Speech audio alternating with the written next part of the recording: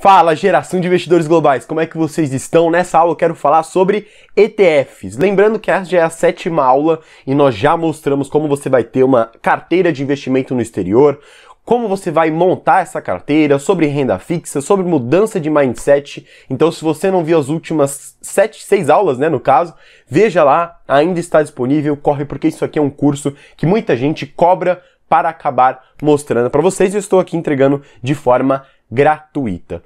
Nesse vídeo eu quero comentar sobre esse veículo que eu aloco 60% do patrimônio que eu destino para a renda variável. Eu vou falar o que é um ETF, por que você deve investir em um ETF, como você vai selecionar um bom ETF, construir uma carteira em cima desse veículo, desse tipo de fundo de investimento e por que você não deveria comprar os ETFs no Brasil.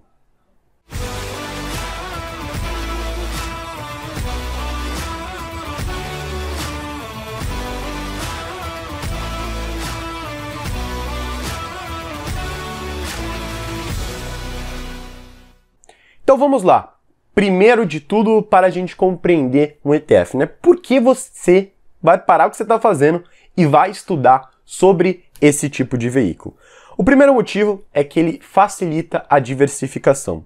No mercado, nós costumamos falar que a diversificação é o único almoço grátis que existe. Por quê? Porque é a única forma de você alocar a sua carteira que faz com que você reduza o seu risco, por isso a importância de você estar alocado em outras economias, em outras moedas, em outras empresas, e além de diminuir o risco da sua carteira, você aumenta o potencial retorno, porque você vai colocar sementinha em diversos terrenos, e assim mais sementes poderão ser plantadas e, claro, mais chance de você colher frutos maiores do que se você só concentrasse a sua carteira de investimento em 3 empresas. Então, quando nós falamos de ETF, nós estamos falando de um veículo que facilita e possibilita essa diversificação. No mercado, nós temos 3 tipos de risco. O primeiro, ele é o risco do sistema, ou seja, essa crise do coronavírus afetou o sistema. As economias pararam, as lojas pararam, enfim, é algo que o setor de restaurante passou dificuldade, os hospitais passaram, não tanto, mas os hospitais continuaram ali operando até mais, mas o setor de hotéis, por exemplo, na casa de REITs, na parte de REITs, foi afetado, shopping foi afetado, diversos setores da economia foi realmente afetado. O risco sistêmico é um risco que está no sistema. Por exemplo, o Brasil teve uma crise política. Isso vai afetar toda a cadeia econômica do Brasil. E também nós temos o risco setorial. Esse risco setorial é um pouco mais abaixo. Por exemplo, tem o risco do restaurante, o McDonald's, o Burger King, você tem o Wendy's, você tem a Pizza Hut. Enfim, é um risco desse segmento. Sei lá, começou a ter aí começou a ter um aumento de ratos nas cozinhas, por exemplo, um escândalo desse formato. Isso daí afeta todos os outros restaurantes, Por exemplo, teve um no McDonald's, depois teve o Wendy's, teve Domino's Pizza, teve Chipotle. Claro que, a pessoa que fala, cara, todo restaurante está tendo rato, não vou ir comer nesses restaurantes, portanto afeta o setor. Mas os outros setores da economia vão estar funcionando perfeitamente. E nós temos o risco específico. Esse risco específico ele é o risco da empresa. Quando você compra, no caso do Brasil, Vale, aquele evento de Mariana afetou unicamente a Vale. Portanto, é o risco da empresa. A empresa está muito endividada, a empresa não tem muitas vantagens competitivas, ela não consegue ser lucrativa. Na próxima aula, ele vai falar um pouco mais sobre esse caso de empresas. E os ETFs, ele possibilita com que você diversifique a sua carteira e diminua o risco setorial e o risco específico. Um exemplo, tem um ETF chamado VOO. Esse ETF, ele compra e acompanha as 500 maiores empresas dos Estados Unidos. Ou seja, ali você tem empresa do setor financeiro, você tem empresa cíclica, empresa não cíclica, você tem empresa de healthcare, que é de saúde, você tem diversas empresas e diversos segmentos. Então você vai estar bem diversificado em diversos setores. Você não vai estar em um único setor, portanto, estando atrelada ao risco desse setor. E também você foge do risco específico. Por quê? Porque você vai estar comprando 500 empresas. Porém, todavia, portanto, você vai estar atrelado ao risco sistêmico, o risco dos Estados Unidos. Aconteceu alguma coisa nos Estados Unidos? Bem, você vai estar atrelado a esse risco. A única forma de você realmente se proteger o patrimônio da sua família no mercado financeiro é utilizando as opções, é utilizando essa ferramenta que te possibilita, se utilizada de uma forma sábia e consciente, proteger o seu patrimônio independente do cenário global. Eu acabo aplicando sim na minha carteira, mas voltada a um risco sistêmico. Eu protegi minha carteira nesse evento do coronavírus exatamente porque eu dominava e conhecia o cenário econômico e entendia, acima de tudo, como utilizar as opções de venda para a proteção de patrimônio. Porém, os ETFs, eles possibilitam essa diversificação e, portanto, diminuição do risco do setor e do risco específico. É uma ótima ferramenta para você diminuir o risco do seu patrimônio e aumentar a possível rentabilidade. O segundo motivo pelo qual você poderia pensar em comprar ETFs é justamente que ele tem uma rentabilidade mediana, sendo que você não precisa ter grandes esforços, não gastar grandes energias para realmente estudar.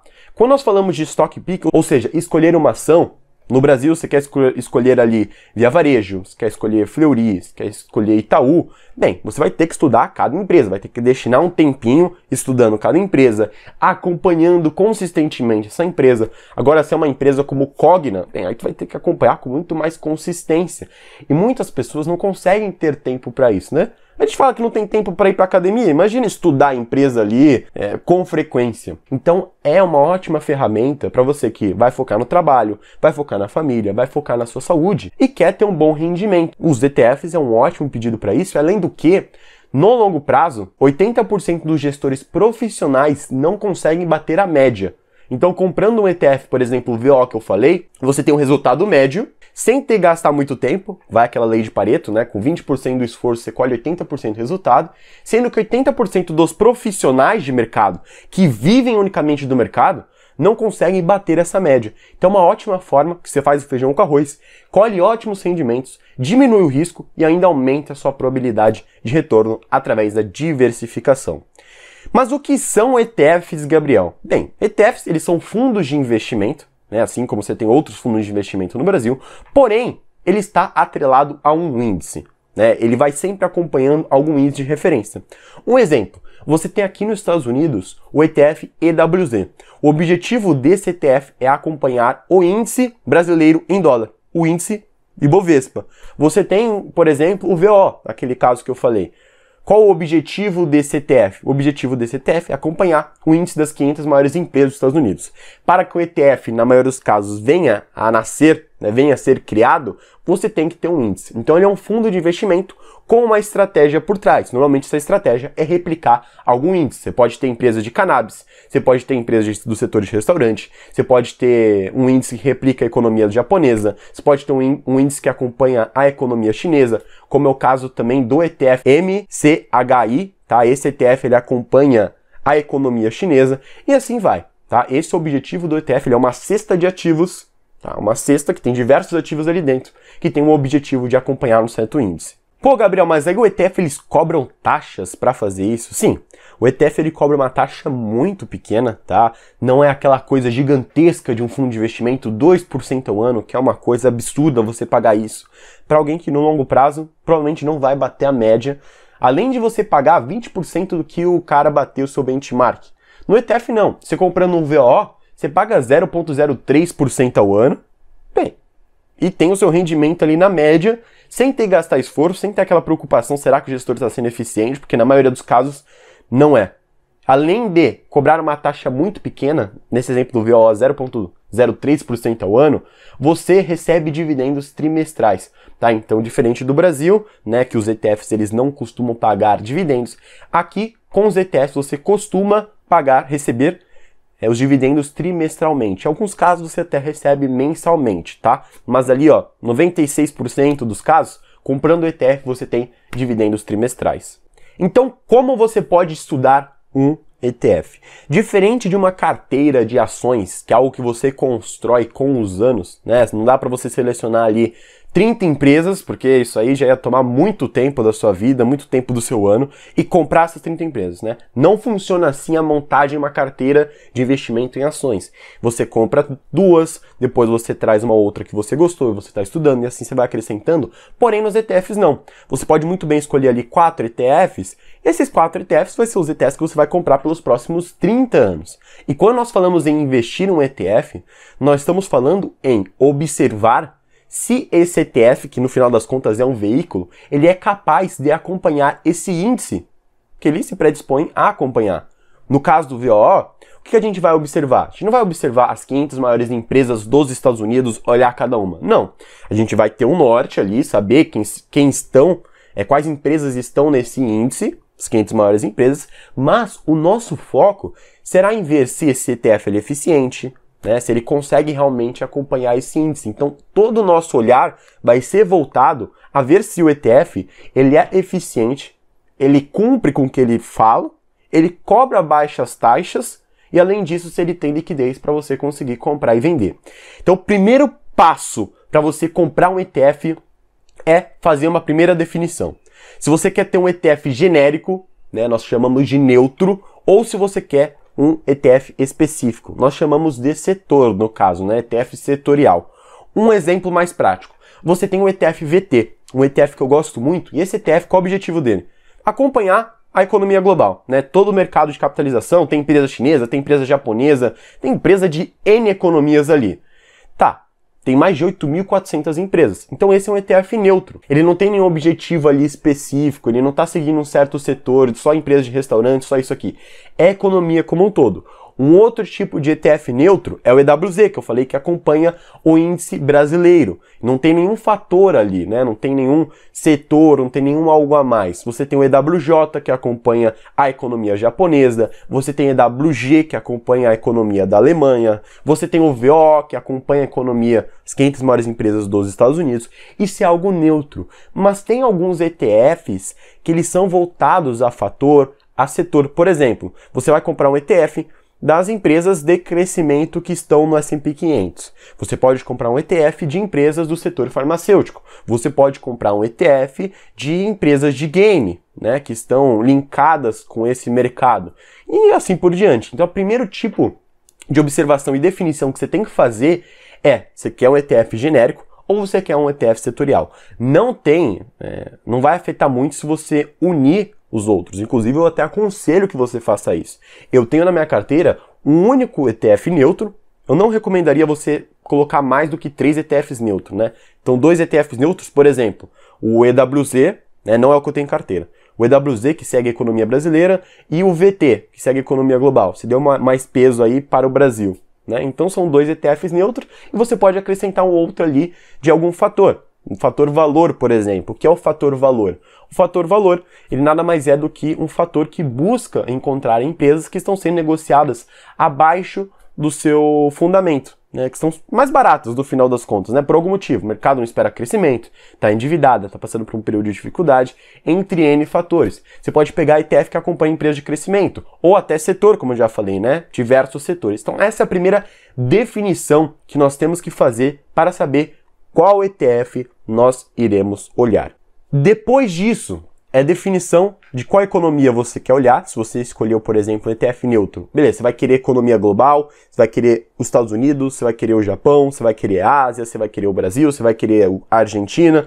Qual economia você vai olhar, porque é um ETF neutro. Se for fator, beleza, você quer empresas que estejam negociadas a preços baixos, é um fator valor. Você quer empresas de crescimento, você quer um certo setor. Perceba, então, nesse primeiro tópico aqui, ó, a gente definiu neutro, fator / setor, tá? Depois, quais economias você quer, dado que você escolheu neutro?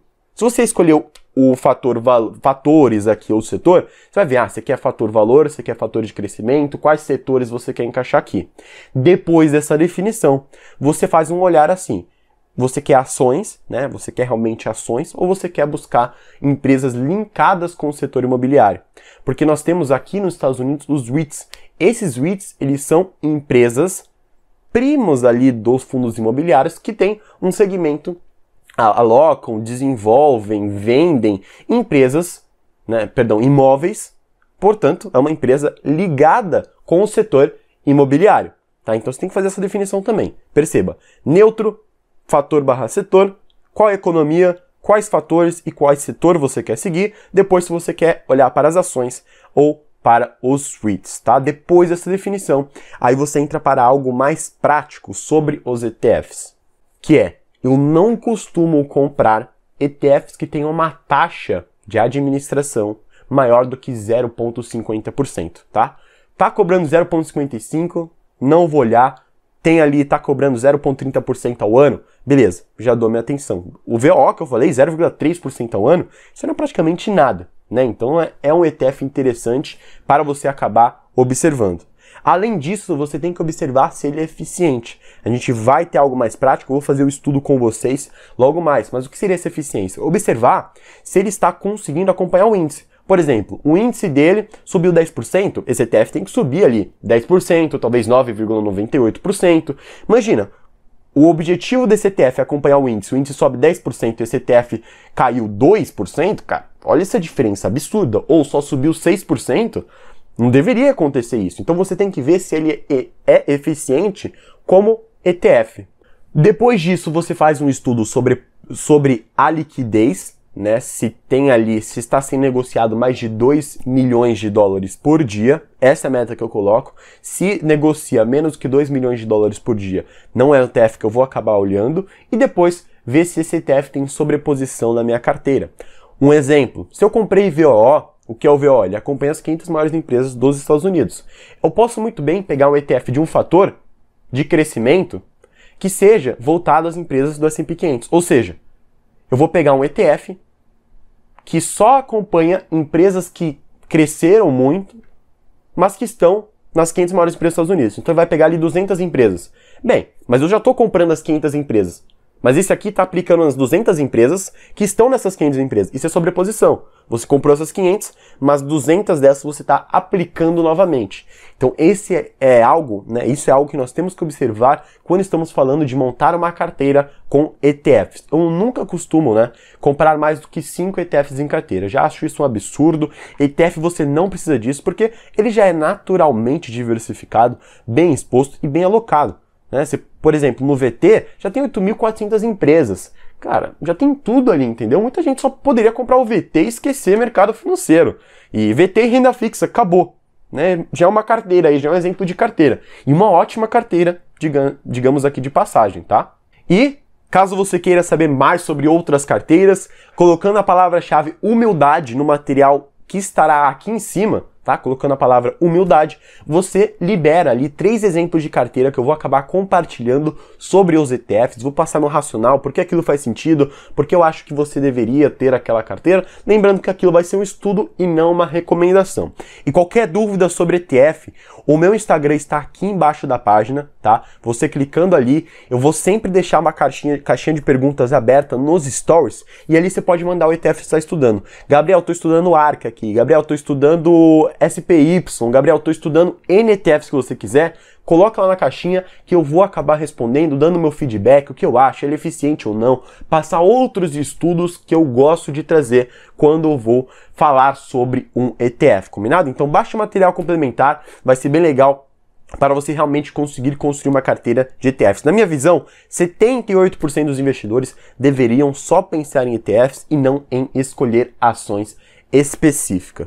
Então agora vamos para a prática, entender um pouco mais sobre essa escolha dos ETFs, beleza? Vou compartilhar aqui minha tela, eu vou olhar para cá porque a minha tela está aqui, tá? Então eu tenho que fazer o estudo com vocês. Eu peguei o VT, porque como eu falei, é um ótimo ETF, eu acho que muitas pessoas deveriam olhar com carinho para esse ETF. Então qual foi a minha escolha? Bem, eu queria um ETF neutro. Não quero nenhum fator, não quero nenhum setor específico, não quero acompanhar nada, eu quero o mercado neutro ali, uma exposição um pouco mais macro. Então, defini isso. Beleza, qual economia você quer? Na minha visão, eu quero economia global. Eu quero ações ou os REITs? Eu quero tudo. Eu quero selecionar toda a economia global. Beleza, depois disso a gente passa para o quê? Não iremos comprar ETFs que tenham taxas de administração acima de 50%. Vamos lá. Esse aqui é o site ETF.com. Na aula passada, eu dei uma lista de sites, ferramentas para você acabar estudando e conhecendo os sites e ferramentas aqui nos Estados Unidos, então volta lá, baixa o material da aula passada, vê o vídeo para descobrir a palavra-chave, porque isso aqui é importante que você já tenha conhecimento sobre esse site, tá?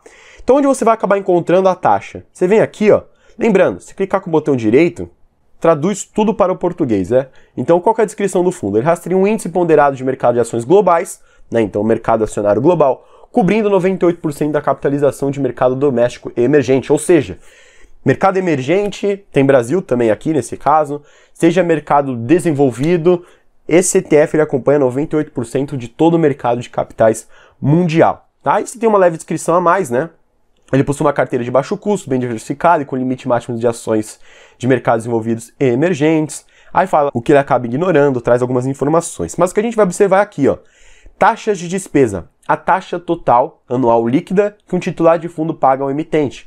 0,08%, então abaixo desse 0,50%.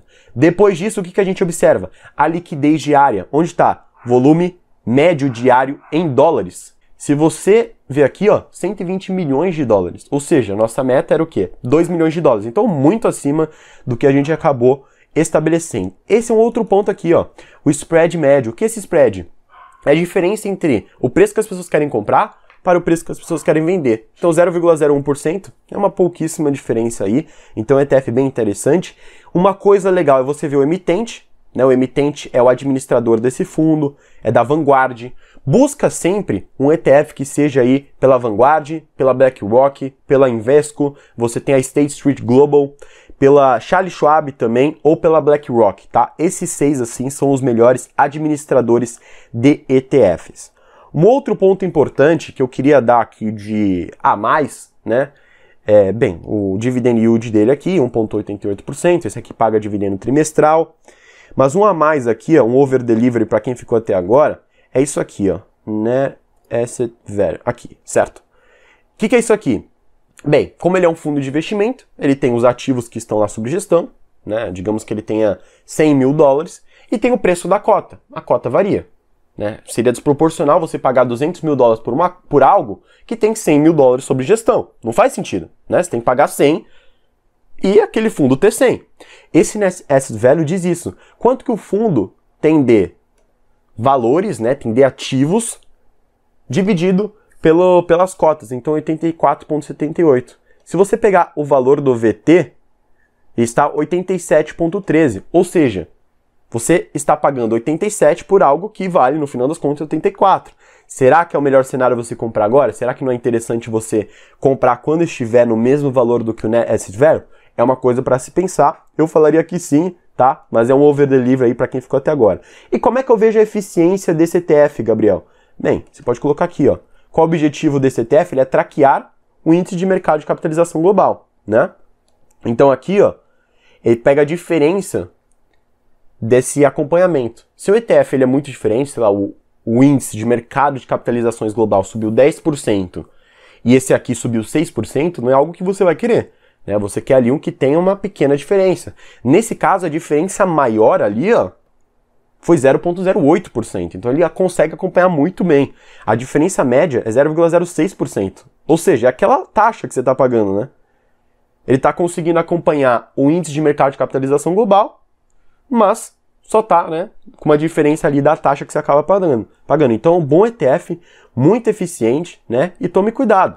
Muitas pessoas, ó, o gráfico dele, caso vocês queiram ver, ó, 5 anos, como é que foi o comportamento. Você pode ver aqui embaixo também, ó, a economia, quase 60% dos Estados Unidos, você tem Japão, você tem Hong Kong, você tem o Reino Unido, você tem a Suíça aqui, o Canadá, a França, um monte de país aqui.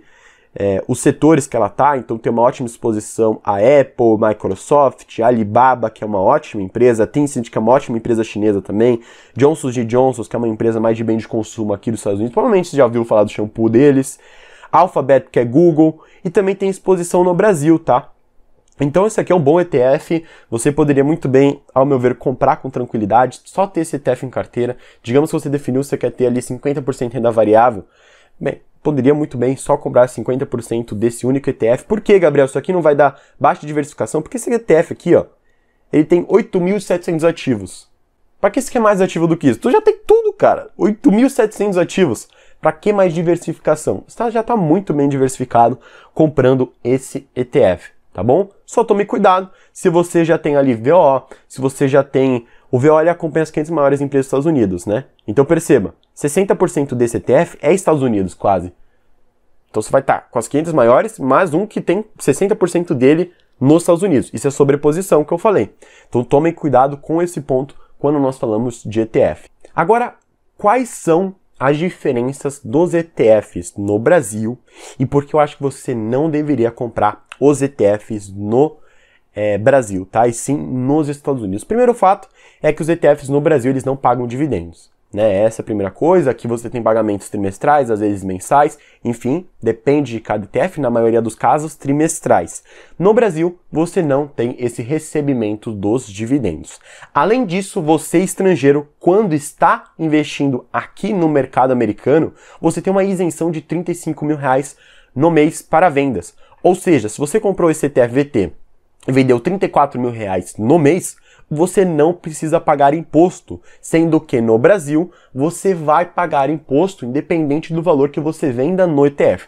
Tem sim isenção de R$20 mil para ações, aqui no exterior é R$35 mil, mas essa isenção não cabe aos ETFs. E aí você tem um jogo meio contraditório, né? Por quê? Bem, o efeito bola de neve vai estar agindo ao seu favor, aquele ETF, como ele não distribui, aquele ETF do Brasil, como ele não distribui dividendos, ele reinveste nele mesmo, então o crescimento exponencial, bola de neve, mas você vai pagar imposto de renda sobre esse valor que está sendo acumulado, o que não é algo vantajoso no longo prazo. Você vai pagar imposto sobre um montante muito maior do que você deveria pagar se tivesse certos benefícios como a isenção de imposto de renda. O outro fator é que os ETFs no Brasil ele cobram taxas altíssimas. Por exemplo, o IVVB11, que é um ETF tão falado aí no Brasil, ele cobra uma taxa 9 vezes maior do que o IVV. O que faz o IVV? O IVV ele acompanha as 500 maiores empresas dos Estados Unidos. O que faz o IVVB11? Ele acompanha as 500 maiores empresas dos Estados Unidos. E por você não ter conhecimento sobre investir no exterior, você paga uma taxa 9 vezes mais cara para comprar IVVB11. E caso você não saiba, 99,7% do IVVB11 é unicamente alocado em IVV. Ou seja, você compra o IVVB11, você paga uma taxa 9 vezes mais cara por um ETF que acompanha o IVV, que é um ETF que eu e tantos outros investidores que já estão nos Estados Unidos conseguem comprar diretamente. Costumo falar que no mercado financeiro o conhecimento custa caro. E eu quero que você esteja disposto a sair dessa inércia e começar a investir no exterior para ter esse encontro com as maiores empresas que você pode acabar encontrando no mundo, com a economia mais robusta, sólida que nós temos no mercado mundial e que você consiga ter esses rendimentos, como é o caso do ETF, que traz esses rendimentos trimestrais. Tá bom? Lembrando a palavra-chave humildade, baixa aí, manda aqui a mensagem lá no meu Instagram, tire suas dúvidas e vamos junto nessa, a caminho dessa geração, construir cada vez mais essa geração de investidores globais. Na próxima aula, iremos falar sobre ações, como você vai selecionar as melhores ações para longo prazo aqui no mercado americano. Grande abraço e eu vejo você numa próxima.